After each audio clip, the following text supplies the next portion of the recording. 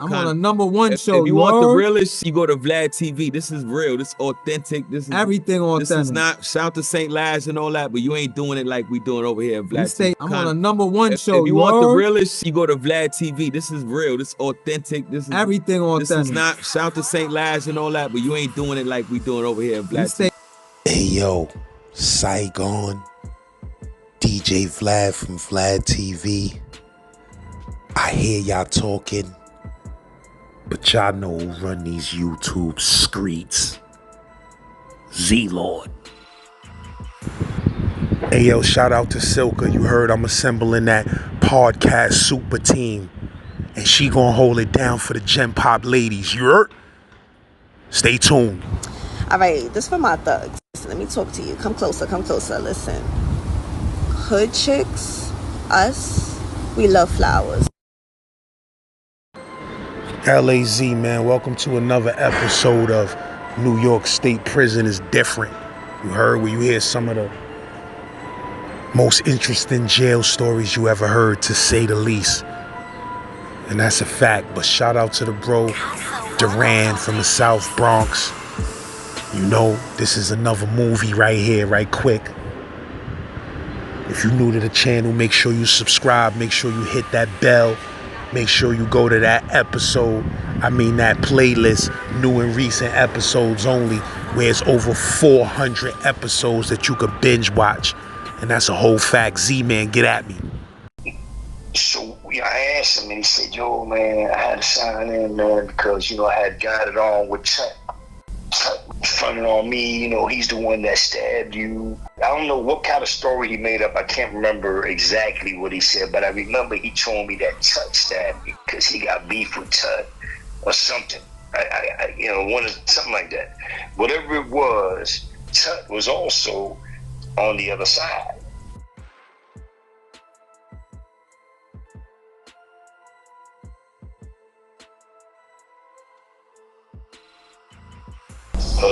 Get my soul lives. Yo, what's good, my bro?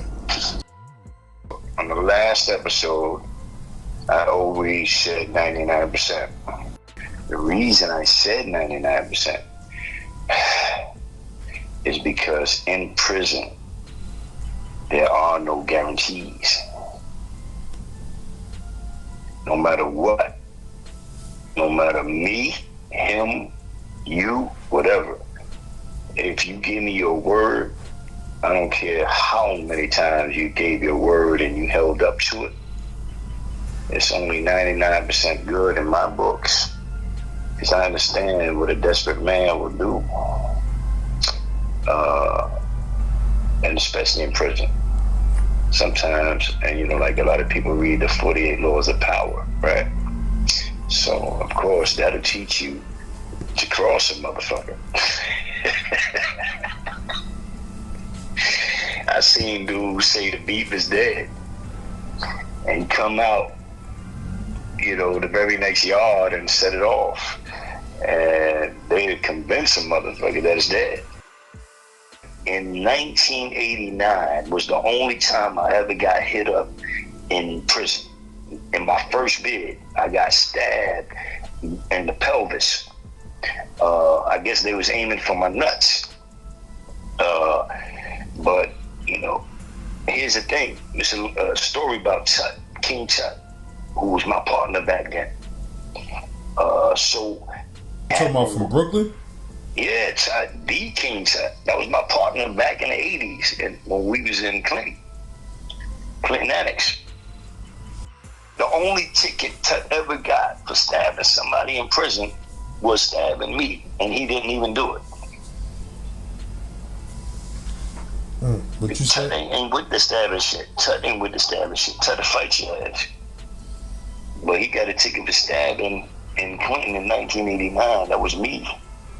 And he didn't even do it. But the dude that did it signed in the PC and said Tut did it. So the dude that did it, right, it was a white boy. But this what happened. I was a young fool back then, right? I'm talking about fool. I call myself Capone and everything. So I was a fool. I was just, just So dude was a millionaire. Dude had came into my house. He was a millionaire, big time dope dealer. So, back then I was sniffing, I was stupid, young, 22, lost my boxing career. I'm mad at the world, I'm just shit. Bag of dope is a big thing to me back then. I hate to admit it. So I'm telling the dude, so anyway, I make him comfortable, he sees I'm strong. I make him comfortable. He starts making moves. He starts hitting me off. I'm starting to live a little larger, able to buy a pair of sneakers here and there. I'm living a little better because at the time it was rough for me. My people from New York asking them for $50, could turn into an argument sometimes. So I was doing a little rough bid from 87 to 90. That's the truth. So when that dude came through, I'm looking at him like, oh, baby, gold mine. So I'm treating him good, you know how it is, catering to his needs, whatever, make sure he got shoes to wear when he first came in, shit like that. So everything's cool as long as he's in my house. But they moved his ass to the mess hall. Or he went to the mess hall, because you got to volunteer for that. That means he was trying to get away from me. So he went to the mess hall and stopped hitting me off. He went over there and started hitting everybody else off. Like dudes over there. Man, you forget about me. So me, I was stupid. I went to the yard, and he was with like about, I don't know, a lot of dudes, 8, 9 dudes. They were all like lined up against the baseball fence, like, so in Clinton Annex. So I went around the yard once or twice, and I was with somebody. I forgot who it was. They didn't know I was gonna make this move. I surprised them. I don't know who it was, Little Paulie or something. May rest in peace, Little Paulie Burgos. So we walking, and then I stopped, and I told the dude,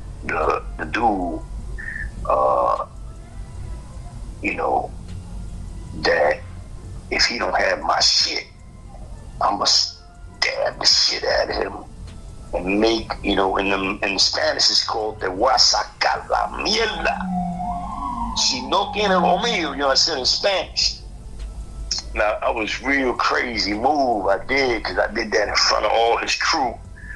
And they all just kind of stayed against the fence, kind of paralyzed, be honest with you. They didn't move. I was kind of mad.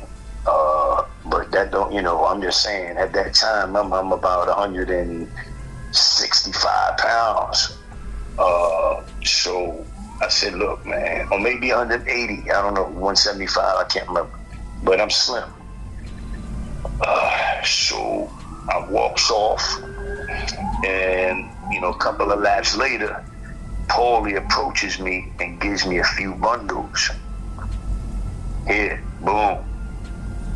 I said, oh, all right, boom. I goes inside. I had about, I don't know, 2 or 3 bags. Bang! Wee! I'm out there. Out. So now I start nodding out. I'm falling asleep. I'm out. 4 o'clock in the morning, I'm out like a light. What?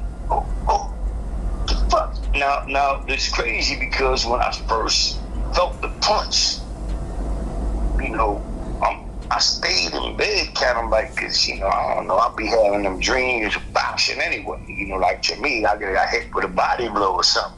So I just, but I heard like some running, like some footsteps running away. That's what got me up. When I heard the footsteps running away, I realized, oh, what the? So I gets up, and I don't know, man, I can't even do it right now. Because it's I can't even describe the beast, the sound. That's the sound of the beast. The sound of the beast that came out of me. I can't even do it. I can't. It would have to be something that took me there again. But anyway, I start. I'm going in like hard. I'm chasing this motherfucker through the cubes, trying to catch his ass. And I don't know who the fuck it is. Now the lights go on. I'm looking at dudes in their face, trying to figure out who did this shit. Tut finally comes around to see me at my bed. This is after, for the most part, I think, I don't know what happened at this point. Maybe the police told me, you know, stay right there, whatever, at my cue, whatever happened. Tut came over. And like I told you, that's my man at the time. Now, I'm a young dude back then. This is one of the biggest lessons I ever learned in prison. What I tell you about the 99%. So, Tut came right over to me, right in my face, and asked me what happened. And I was looking at him like, oh shit, he don't even know what happened. That's how great of an actor he was, or is. And I says to him, nah, you know, right here is some little bullshit. They try to, you know, and I'm trying to show him the little dot, you know, because the jammy that they used then, my body was so hard from all the sit-ups and crazy workouts I used to do. Because even though I used to slip here and there, I stayed crazy hard. So the weapon they used like an ice pick. So what happened is the tip of it, the very tip of it bent. And it didn't go inside. It made a little dot. But it bent. So, and the dude took off running, so it stayed stuck in the blanket.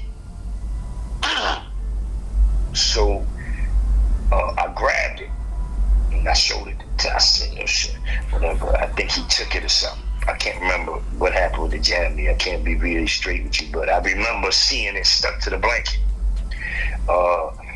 So what else happened? So now, you know, of course, they take me out, IPC. They put you in IPC when you don't know what happened, you don't know nothing.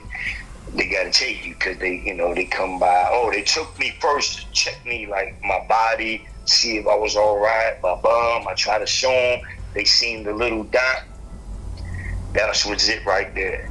So they locked me up, put me to IPC. I go down to IPC. I'm there for a minute. I'm trying to figure out what happened. I really don't know for sure what happened. Be honest with you. Because I had a few fights in that house. I had knocked out quite a few dudes in that house. So I didn't know what happened. Let me see what happened then. So anyway, I'm down in IBC for about a week. And this dude comes down to PC, which is on the other side of IPC. Like they'll have it upstairs or whatever. I can't remember exactly. Was he upstairs at an angle? I can't remember. But I remember he was at an angle where he was able to communicate to me. And I remember, because I'm asking him, well, what's up, man? Why you signing the PC? Now, remember, this was a white boy. He was about 20 years old. And he liked that dope. So, I asked him, and he said, yo, man, I had to sign in, man, because, you know, I had got it on with Tut. Tut was fronting on me, you know, he's the one that stabbed you. And he tried, I don't know what kind of story he made up. I can't remember exactly what he said, but I remember he told me that Tut stabbed me. And that he signed in the PC because he got beef with Tut or something. You know, something like that.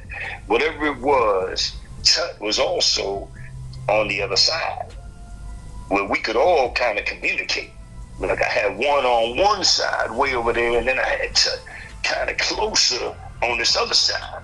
So as soon as the white boy told me that, me being young and dumb, I don't know no better, I wrote Charlie Kite, and I didn't want to put it up on the gate, you know. So I wrote him a kite. I said, yo, man, I'm gonna bust this shit. Yo, I'm gonna murder your ass as soon as we get to claim wherever the fuck we go. It's gonna be me and you. I'm gonna fuck. And I was just mad. And I said, yo, and you know I got peoples over there. I just came from over there. I'm not getting nobody involved. I'm gonna tear your ass up. And so that's the type of kite I sent him. So he wrote me back, I think he said some shit like that the kid was lying, but if I take it like that, you know, whatever, that type of shit. He didn't show me no fear, not like that, I'm not gonna lie. I can't remember, but I know my shit was deadly. My shit was mad. I was mad. I couldn't believe. I felt like he crossed me. And but the truth is, what happened is the white boy signed on the PC and said that Chuck cut me, poke me. So Chuck got that tier 3 ticket. And the white boy went and told on his ass. So really, it was the white boy that did it. Chuck paid him. See, the millionaire sent over like 5 bundles. I think he was offered 5 or 10 bundles, whatever it was. And so, you know, Tut promised the white boy to pay him half. Something like that. Tut probably knows the facts. I don't know what happened there. You know, I don't care. I know that me and Tut seen each other, let me see. We seen each other in 97, I think it was. 97 or 98 in Brooklyn, where was that, MDC? He came down from the feds for that Tupac thing. They brought him back down for that. I think it was 97, 2001. I can't remember these because I've been down there twice, MCC, MDC. And when I seen him, it was crazy because I'm in handcuffs because I'm in the box, in the hole. So I think it was MCC. So I'm in the hole. I don't know, MCC, MDC, I can't remember, but I'm in the hole, so I got the handcuffs behind me, and I'm escorted, I think. I can't, you know, I don't remember that part. What I remember was when I got on the elevator, guess who was on the elevator? Just like, you see what I just did like this? That's exactly what I did when I looked in Tut's eyes. We looked at each other dead in the eyes. I'm not talking about, this is 97 or 2001. That's talking about like 10 years later. So when I looked at him, he put his hand in his pockets like he got something, you know? But I kind of like just smiled at him like, you know, he did some crazy shit. I got the cuffs on. I can't at least give you a left hook, you know? You know what, we just gonna leave this alone. Like, he basically was letting me know, look, man, it's peach, you know, right now. He didn't have no cuffs on. Now, he had it looked like he was being escorted, though, but he didn't have no cuffs on, so he put his hand in his pocket to let me know, look, you know. I'm like, I wasn't, you know, I thought about it later. I said, you know what, that's his way of telling me, yo, that beef is dead. So to me, and like I said, I always have respect for Chuck. I ain't never shitted on his name and never have to. And I don't think he had any reason to shit on my name either, because he knows one thing I didn't do. I didn't tell on him. I didn't know who hit me. And that ticket he got, that was because of that white boy he chose to deal with. You know what I'm saying? I don't know you dealing with that white boy. That ain't got nothing to do with me. So what you say? So you said you found out that he did send the white boy to stab you? Oh, there's no question about it, because this is what happened, right? When I got home in 90, remember, I'm moving. I told you about that Kenyatta shit. I'm all over the Bronx. Harlem, everywhere. So when I ran into one of the dudes that happened to be in that house, you know, after I left. So he told me what happened. He said, yo, man, this is really what happened. I said, what happened? He said, yo, man, you know, the white boy did that because Tut didn't want to pay him what he promised he was going to pay him. he was deading him because basically the way he poked me, you know, it wasn't really that effective. Remember, I told you that little thing bent? Because remember, the millionaire, I already threatened the millionaire that he got to hit me off. You can't stop hitting me off just because you're in the mess hall. I guess he reached out to Tut, you know, because they know, remember, little Paulie really was the snake there. A lot of people know little Paulie. I hate to say it, man. I know he's dead and all that, but you know, he played that little shit there. You know, he played Tut into that and convinced him to take that little kind. You know what I'm saying? You know, everything for dope, man. Paulie was a dope fiend, real mean, worse than me. I had principles and morals. But Paulie ended up, it's funny because I seen Paulie on Orchard Beach in, I think it was 90 when I went home. And I went down to take a little sip of water. And when I finished taking that sip of water, Paulie was nowhere to be seen.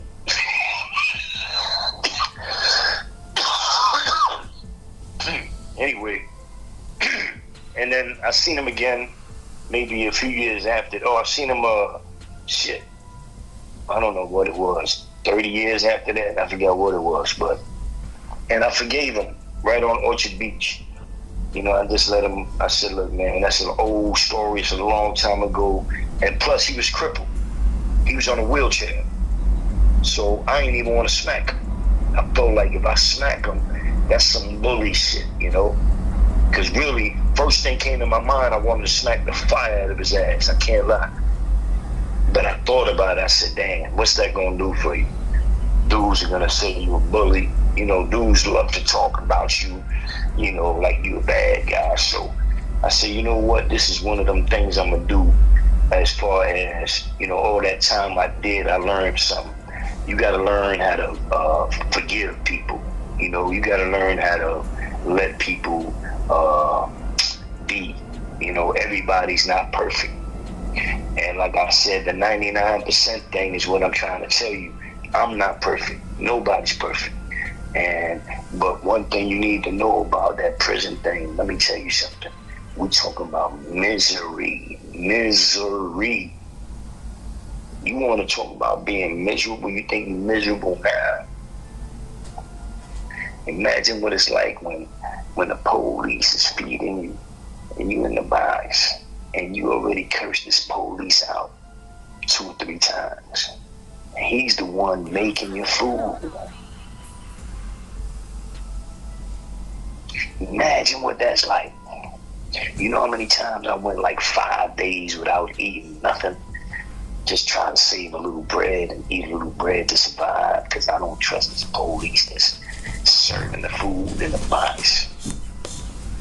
So I'm just trying to tell you, man, no matter how good things are out here, man, if it's something that, when it comes to prison life, man, there's nothing good about it. Nothing. That's why I always tell dudes, I don't care how good you got it. You'll never, your worst day out here, your worst day is still 10 times better than your best days in there.